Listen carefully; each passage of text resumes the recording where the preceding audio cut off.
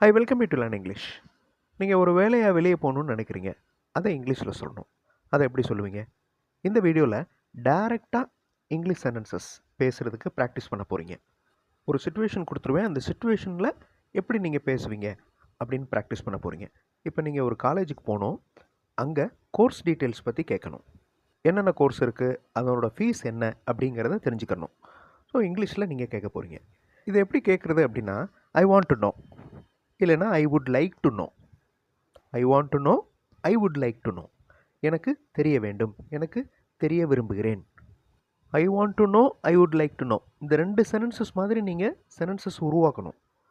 இப்போ எனக்கு தெரியும் அப்படிங்கிறத எப்படி சொல்லுவோம்? I know. இது ஈஸியான சென்டென்ஸ் தான். ஐ அப்படின்னா எனக்கு, நோ அப்படின்னா தெரியும். இதில் வேலையை குறிக்கும் வார்த்தை எது? அந்த தெரிதல் அப்படிங்கிறது தான் வேலையை குறிக்கும் வார்த்தை, அதாவது நோ. ஐ அப்படின்னா எனக்கு, வாண்ட் அப்படின்னா விருப்பம், விரும்புகிறேன் அப்படின்னு அர்த்தம். டு நோ, நோ அப்படின்னா தெரிகிறது, டு அப்படின்னா தெரிய இருக்கிறது அப்படின்னு அர்த்தம். அப்போ அந்த சென்டென்ஸை ஃபுல்லாக வாட்சி பாருங்கள். எனக்கு தெரிய விருப்பம். ஏன் ஐ தான் முதல்ல வரணுமா, வாண்ட் நடுவில் தான் வரணுமா அப்படின்னு கேட்கலாம். இந்த டவுட் வரலாம். ஓகே, எல்லா சென்டென்சஸ்லேயும் எது ப்ரைமரியாக இருக்கோ, அதாவது எதை பற்றி முழுசாக பேசுகிறோமோ அது ஃபஸ்ட் வரும். அதை தான் சப்ஜெக்ட் அப்படின்னு சொல்லுவோம். இந்த சென்டென்ஸில் எனக்கு தெரியணும், அப்போ ஐ தான் ஃபஸ்ட் வரணும். அதுதான் சப்ஜெக்ட் ஆஃப் த சென்டென்ஸ். அதுக்கப்புறம் வேர்ப். வாண்ட் அப்படிங்கிறது இந்த இடத்துல verb. So I want to no, இது சென்டென்ஸ் ஸ்ட்ரக்சர். இந்த சென்டென்ஸ் ஸ்ட்ரக்சர் ஒவ்வொரு இடத்துல ஒவ்வொரு மாதிரி இருக்கும். மேக்ஸிமம் சப்ஜெக்ட், அதுக்கு அடுத்து வேர்ப் வரும். ஐ வாண்ட் டு நோ அப்படின்னு நம்ம ஆரம்பிக்கிறோம். அதாவது ஒரு காலேஜில் இருக்கோம், கோர்ஸ் டீட்டெயில்ஸ் பற்றி தெரியணும், அதே மாதிரி ஃபீஸ் டீட்டெயில்ஸ் பற்றி தெரியணும். அந்த கான்வர்சேஷனை நம்ம எப்படி ஆரம்பிக்கிறோம் அப்படிங்கிறது. அதில் ஐ வாண்ட் டு நோ அப்படின்னு சென்டென்ஸ் ஆரம்பிக்கிறத பார்த்தோம். இதே அர்த்தம் இருக்கிற ஒரு sentence I would like to know. இந்த I would like to know அப்படிங்கிறது ரொம்ப ரெஸ்பெக்டாக, கொஞ்சம் ஜென்டிலாக கேட்குறதுக்கு யூஸ் பண்ணலாம். ஐ வாண்ட் டு நோ அப்படிங்கிறத விட ஐ வுட் லைக் டு நோ அப்படிங்கிறது ரொம்ப ஜென்டிலாக இருக்கும். இப்போ ஜென்டில் அப்படின்னா என்னது? ஃபார்மல் அப்படின்னு சொல்லுவோம்ல, ஃபார்மல், இன்ஃபார்மல். முறையாக எப்படி இருக்கணுமோ அப்படி கேட்குறது, இல்லைன்னா முறையற்று. நம்ம சொந்தக்காரங்கிட்ட, நம்ம ஃப்ரெண்ட்ஸ்கிட்ட, நம்ம அப்பா அம்மாட்ட ரொம்ப கேஷுவலாக பேசுவோம்ல, அது இன்ஃபார்மல். ஸோ ஃபார்மல் அப்படிங்கிறது வெளி இடங்களில், ஒரு பொதுவான இடங்களில், ஒரு கிளாஸ் ரூமில், ஒரு ஆஃபீஸில், இந்த மாதிரி இடங்களில் ஃபார்மலாக பேசுகிறது ரொம்ப important. So I want to no அப்படிங்கிறத விட ஐ வுட் லைக் டு நோ ரொம்ப ஃபார்மலாக இருக்கும். இப்போ ஆட் பண்ணுவோம் வார்த்தைகளை. என்ன தெரிய விரும்புகிறேன், எனக்கு என்ன தெரிய விரும்புகிறேன். கோர்ஸ் டீட்டெயில்ஸ் எனக்கு தெரிய விரும்புகிறேன். ஐ would like to know the course details. இந்த கோர்ஸ் டீட்டெயில்ஸ் பாருங்களேன், இதை எப்படி சொல்லலாம், வேறு மாதிரி எப்படி சொல்லலாம்? அதை பார்க்குறதுக்கு முன்னாடி ஒரு சின்ன எக்ஸசைஸ் பண்ணிக்கிறோம். அப்போ தான் ரொம்ப எஃபெக்டிவாக இருக்கும். நீங்கள் ஒரு விவரம் சொல்லணும்னு நினைக்கிறீங்க, அதை எப்படி இங்கிலீஷில் சொல்லுவீங்க? ஃபார்மலாக சொல்லணும். விவரம் அப்படிங்கிறதுக்கு இங்கிலீஷில் என்ன? இன்ஃபர்மேஷன். ஸோ சென்டென்ஸை ஃப்ரேம் பண்ணி பாருங்கள்.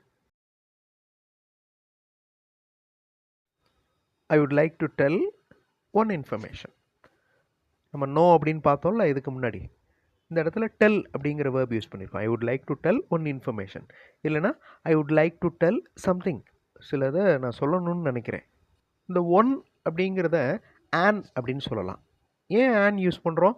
இந்த இன்ஃபர்மேஷன் அப்படிங்கிற வார்த்தையில் ஐ அப்படிங்கிற அந்த ஃபஸ்ட்டு சவுண்டு வந்து வவல் சவுண்டு, அதனால் ஆன் யூஸ் பண்ணுறோம். ஆன் அப்படின்னா என்ன அர்த்தம்? ஆன், ஏ, இந்த ரெண்டுக்குமே ஒரு ஒன்றுன்னு அர்த்தம். ஸோ ஒரு இன்ஃபர்மேஷன் நான் சொல்லணும், ஐ would like to del and information. நான் சம்திங் உங்கள்கிட்ட சொல்லணும், ஐ would like to tell something. இந்த மாதிரி சொல்லலாம்.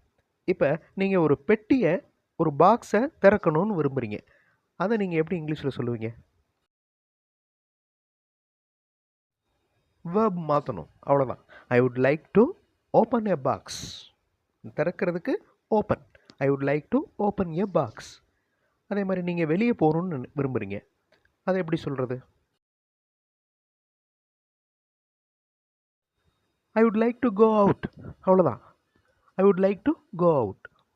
ஐ வாண்ட் டு கோ அவுட், இது இன்ஃபார்மல், நம்ம கேஷுவலாக பேசுகிறது. I would like to go out, இது வந்து ஃபார்மலாக ஒரு பணிவாக ரெஸ்பெக்டாக பேசுகிறது. நீங்கள் ஒருத்தர் சொல்கிறத கேட்கவே விரும்பலை, அதை எப்படி சொல்லுவீங்க இங்கிலீஷில்? I would not like to here his words. I would not like to here his explanation. எந்த ஒரு விளக்கமும் அவர்கிட்ட நான் கேட்க விரும்பலை. இப்போ அந்த நபர் உங்களுக்கு முன்னாடியே நிற்கிறாரு, ப்ரெசன்ட் டென்ஸ். ஓகே, நிகழ்காலத்தில் அவர் நின்றுட்டுருக்கிறாரு.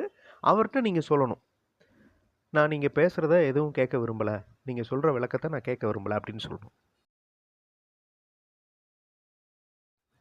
ஐ don't like to hear you. Okay, அவ்வளோதான். ஐ வுட் லைக் அப்படிங்கிறது I don't like to hear you. So do not ரெண்டையும் சேர்த்து டோன்ட். இப்போ நம்ம பழைய டாபிக் வருவோம். நீங்கள் ஒரு காலேஜுக்கு போயிருக்கீங்க, கோர்ஸ் டீட்டெயில்ஸ், ஃபீஸ் ஸ்ட்ரக்சர்ஸ் பற்றி கேட்க போகிறீங்க. So I would like to know the details of course. Course details அப்படிங்கிறத டீட்டெயில்ஸ் ஆஃப் கோர்ஸ் அப்படின்னு சொல்லலாம். இந்த எக்ஸாம்பிள்ஸ் முன்னாடி பார்த்தோம்ல, I would like to know the course details. அப்படி கேட்குறதுக்கு பதிலாக I would like to know the details of course. இந்த ஆஃப் அப்படின்னா என்ன? ஆஃப்னா உடைய அப்படின்னு அர்த்தம். Details of luggage. லக்கேஜ் என்னென்ன அப்படிங்கிற details. Food items of lunch. லஞ்சில் என்னென்ன கொடுக்க போகிறீங்க அந்த லிஸ்ட். அப்போ ஆஃப் அப்படின்னா உடைய. ஓகே, லக்கேஜினுடைய டீட்டெயில்ஸ், லஞ்சோடைய டீட்டெயில்ஸ். அப்போ டீட்டெயில்ஸ் ஆஃப் கோர்ஸ் அப்படின்னு சொல்லலாம். Okay, so I would like to know the course details. எனக்கு கோர்ஸ் டீட்டெயில்ஸ் தெரியணும், நீங்கள் சொல்ல முடியுமா? Could you? பணிவாக கேட்குறது. ஓகே, ரெஸ்பெக்டாக, நீட்டாக, ஜென்டிலாக கேட்குறதுக்கு இந்த குட் யூ யூஸ் பண்ணணும். குட் யூ சொல்கிறதுக்கு இங்கிலீஷில் என்ன? டெல். Could you del. இல்லைன்னா விளக்கம் கொடுக்க முடியுமா? Could you explain? Good you give me the explanation? Okay, could you give me the details, the course details? Could you give me the course details?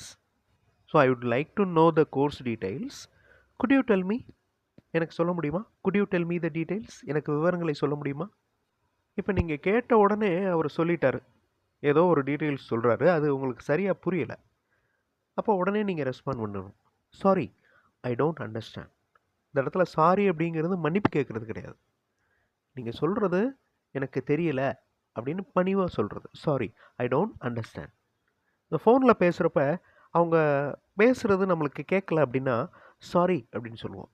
நீங்கள் ஏதோ ஒரு தப்பு பண்ணிட்டீங்க, அதுக்கு மன்னிப்பு கேட்குறீங்க அப்படிங்கிற அர்த்தம் கிடையாது. நீங்கள் சொன்னது எனக்கு கேட்கல அப்படின்னு அர்த்தம். ஸோ அதே மாதிரி நீங்கள் சொன்னது எனக்கு புரியல, sorry I don't understand. Good you tell me again? திரும்பவும் எனக்காக சொல்ல முடியுமா? Sorry I don't get you. Get you அப்படின்னு சொல்லலாம். எனக்கு நீங்கள் சொன்னது புரியலை. Good you repeat? ரிப்பீட் பண்ண முடியுமா? நீங்கள் சொன்னதை எனக்கு திரும்ப சொல்ல முடியுமா? Could you repeat? ஸோ இங்கே இந்த வீடியோவில் 2 விஷயம் பார்த்தோம். குட் யூ யூஸ் பண்ணுறது, ஐ வுட் லைக் டு சொல்கிறது. அடுத்து ஃபர்தராக ஃபீஸ் எப்படி கேட்குறது, அடுத்தடுத்த சென்டென்சஸ் எப்படி ஃப்ரேம் பண்ணுறது அப்படிங்கிறத அடுத்த வீடியோவில் பார்க்கலாம். இந்த சேனல் வீடியோஸ் எல்லாமே ஒரு சிச்சுவேஷன் பேஸ்டில் டைரெக்டாக இங்கிலீஷில் பேசுகிறதுக்கு ட்ரைனிங் எடுத்துக்கிற மாதிரி இருக்கும். ஸோ ஃபுல் வீடியோ பாருங்கள், ப்ராக்டிஸ் பண்ணுங்கள், கண்டிப்பாக உங்களுக்கு டெவலப்மெண்ட் இருக்கும். தேங்க்ஸ் ஃபார் வாட்சிங் and thanks for your valuable comments.